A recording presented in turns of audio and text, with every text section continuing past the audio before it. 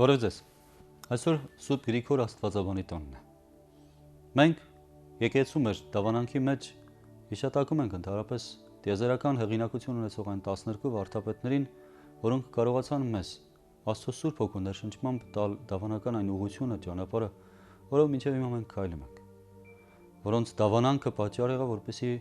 ավելի զարտուղի ճանապարհներով չփորձենք մեր կյանքը Աստծո հետ դասավորել։ Լինելով Սուրբ Հոգու անոթներ, այս մարդիկ ոչ միայն իրենց կենցաղավարությամբ սրբակենցաղ, ճգնակեցական իրենց վիճակի մեջ արժանի եղան Աստծո Սուրբ Հոգու այցելության, այլ նաև ինչպես Սուրբ Պողոս Առաքյալն է Սուրբ Հոգու շնորհները թվարկելով առաջին տեղում դնում գիտության եւ իմաստության խոսքը, այս մարդիկ ունեցան այս իմաստության խոսքը, գիտությունն աստվածային, այն հոգին, որը քննում է Աստծո խորունկ ծրագրերը, որպեսզի մեզ թարգմանի այն Աստծուն, ում մասին հաճախ աղոթ գիտենք, եւ պատճառը նաեւ Աստծո սիրո արտահայտությունն է մեր նկատմամբ, որպեսզի մենք եւս չդառնանք այն մարդկանց պես, որոնք հոգեվոր քաղց ունենալով հաճախ դա փնտրում են բոլորին այլ վայրերում։ Սուրբ եկեղեցու մեջ ծաղկած այս ձիթենու պես պտղառատ վարդապետները, որոնց շարքին է Սուրբ Գրիգոր Աստվածաբանը, դարձան մի տեսակ ուղենշային եւ իրենց կերպարով եւ իրենց դավանաբանական երկասիրություններով, իրենց քարոզներով, իրենց խոսքերով ճանապարհ հարթելով, հոգևոր այն գեղեցիկ ճանապարհորդության համար, որ ամեն մի մարդ անցնում է, եթե հասկացել է, որ հոգին առավել է, քան մարմինը։ Մենք Սուրբ Գրիգոր Աստվածաբանի տոնը երկու անգամ ենք նշում Սուրբ եկեղեցում, այսպես առանձնաբար եւ նաեւ 12 վարդապետների շարքում, ի նշան այն բանի, որ ինչպես որ Քրիստոս 12 առաքյալներով ամբողջ աշխարհում մի տեսակ դարձավ արևի ճառագայթների պես տարածող աստվածային ջերմությունը սիրո պես մարդկանց սրտերը լուսավորող, այսպես էլ նաև գիտության լույսն էր պետք մարդկանց, որպեսզի ճանաչեն այն Աստծուն եւ երբեք այդ Աստծուց այլևս չհեռանան, հասկանալով թե ով էր, որ իրենց համար մեծագույն այդ սիրո զոհողությունն արեց։ Սուրբ Գրիգոր Աստվածաբանը ինքը 4-րդ դարում է ծնվել 329 թվականին։ Նաև հայտնի է իբրև նազիանզացի եւ Նանզյանս քաղաքում ծնված լինելով իր հոր կենցաղավարությունն է տեսել, որը նախապես քրիստոնեական չէր, չնայած մերժում էր կուռքերի պաշտամունքը եւ ավելի լույսի թերևս պաշտամունք կունենալ։ Ճիշտ այնպես, թերևս ինչպես Հայաստանում նոր այսպես փորձ անող որոշ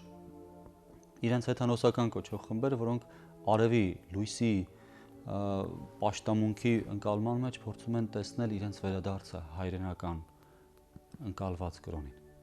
Այնինչ քրիստոնեությունը սրան գերագույն պատասխան տվեց լույս հենց Քրիստոսի բառերով կոչել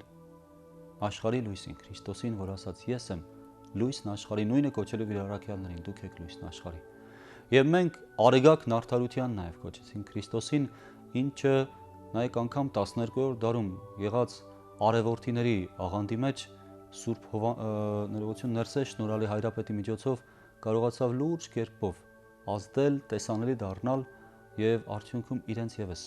վերադարձ քրիստոնեության ճանապարհն հարթել։ Այն մարդիկ, ովքեր արևի մեջ կարողացան տեսնել եւ հասկանալ, որ ոչ թե նյութական արևն է պաշտամունքի առարկա, այլ հոգեվոր արևը Քրիստոս։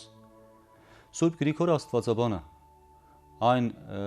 կապադովկյան հայրեր կոչված խմբից է, որի մեջ մտնում են Սուրբ Բարսեղ Կեսարացին եւ Սուրբ Գրիգոր Նյուսացին, երկու եղբայրները, որոնք եւս եղան այդ տիեզերական 12 վարդապետների շարքում այն երրորդաբանական կարևոր խնդիրները մարդկանց ձևակերպմամբ հասցնող մարդիկ, ովքեր այդ ժամանակի զանազան կրոնական, փիլիսոփայական որոնումների մեջ կարողացան Աստծո հոգու ներշնչումն ունենալ իրենց իսկ հոգևոր կենցաղավարության մեջ հնարավորինս փորձելով աղոթքի կյանք ապրել։ Եվ դրա միջից իրենց իսկ չսպասած կերպով անգամ բարձրացան մինչև պատրիարքական աթոռներ։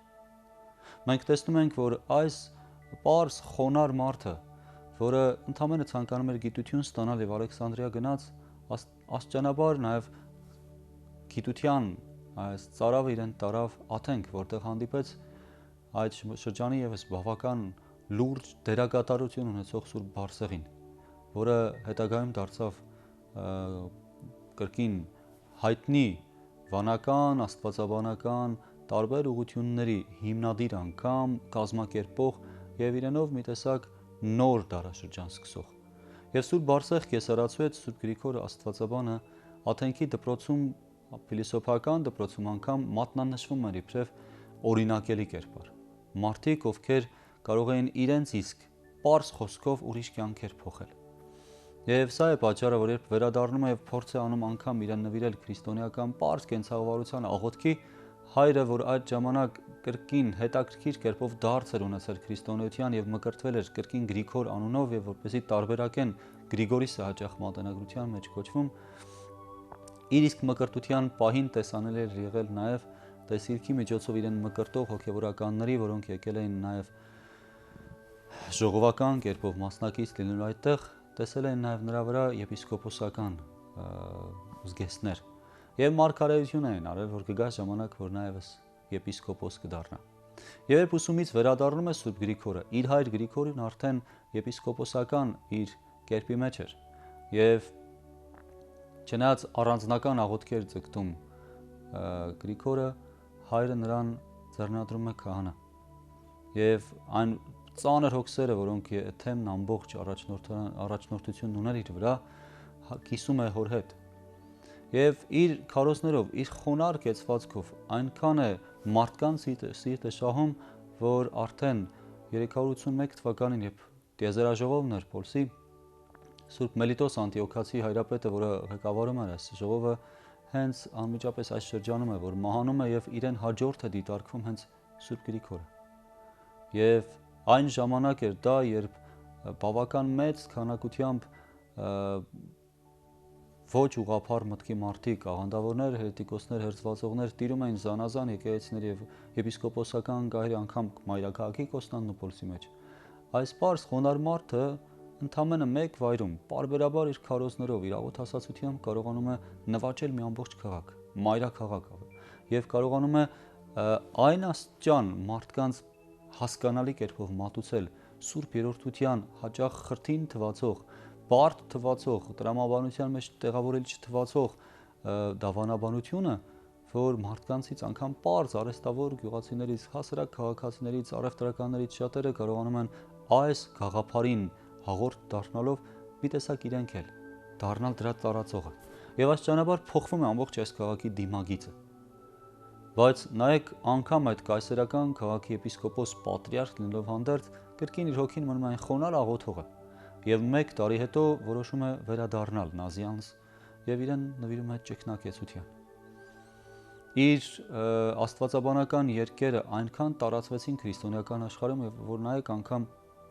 մեր գրերի գյուտից անմիջապես հետո թարգմանական շրջանում եւս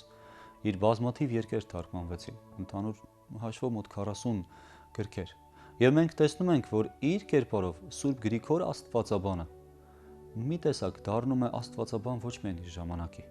ոչ միայն իր ժամանակի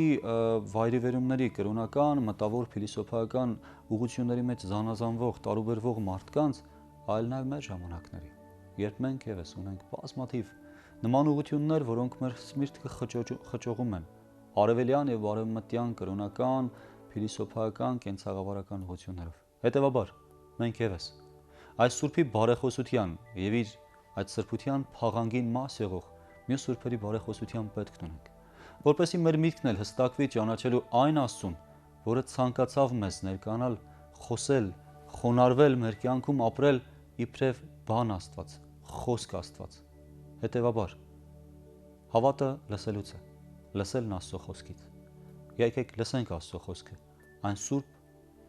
վարդապետների թարգմանությամբ, որոնք մեր մտքին հասանելի կերպով մեզ մատուցած են, այն, ինչ որ հնարավոր չէ մատուցել մարդկային պարզ բառերով, եթե Աստծո հոգին ուղեկից չլինի։ Աստված օրհնի եւ պահապան լինի մեզ, եւ այս սուրբերի բարեխոսությունը մեզ վրա հանապազներ կլինի։